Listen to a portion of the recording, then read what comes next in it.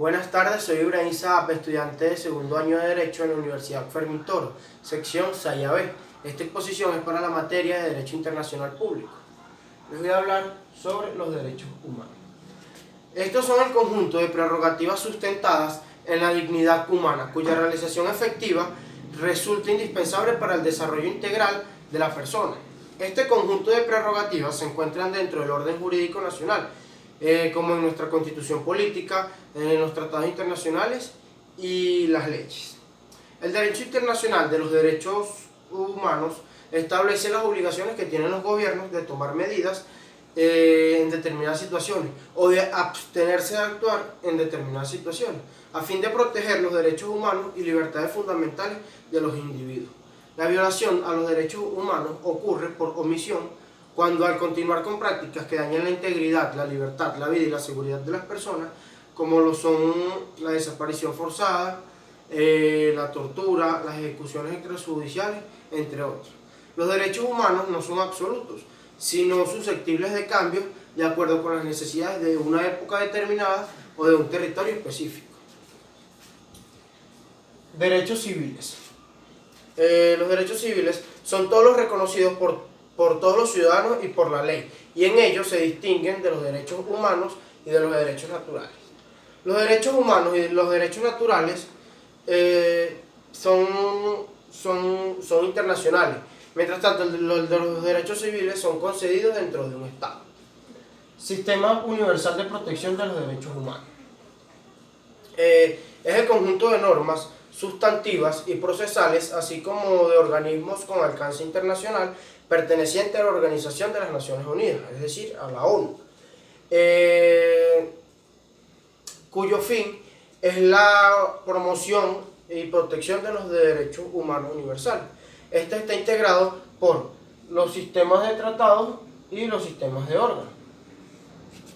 Los sistemas de tratados de derechos humanos son los instrumentos adoptados por el derecho internacional para darle una base jurídica a la protección de los derechos humanos.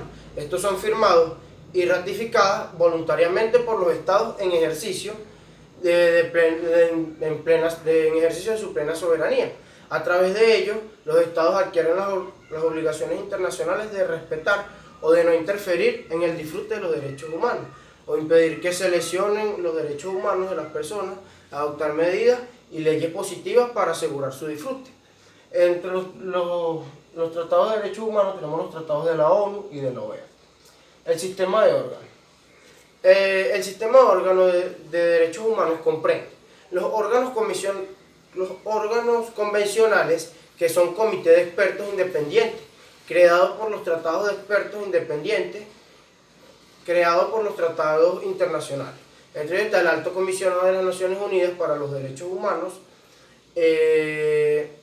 los procedimientos especiales, los relatores especiales y grupos de trabajo.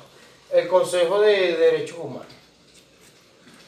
Dentro de las Naciones Unidas existen otros organismos que desarrollan, promueven y protegen los derechos humanos, como son la Asamblea General, la Corte Internacional de Justicia, el Consejo Económico y Social, la Organización Internacional del Trabajo y los organismos de cooperación, como son la UNESCO, la ONU-SIDA, la OMS o la UNICEF. Por último, tenemos la Declaración Universal de los Derechos Humanos. Es un documento adoptado por la Asamblea General de las Naciones Unidas en su resolución 217, literal A, en su capítulo 3. El 10 de diciembre de 1948, en París, que recoge en su artículo 30 de los derechos humanos considerados básicos. El documento no logró ser formalizado como tratado, sino que se limitó a hacer una declaración.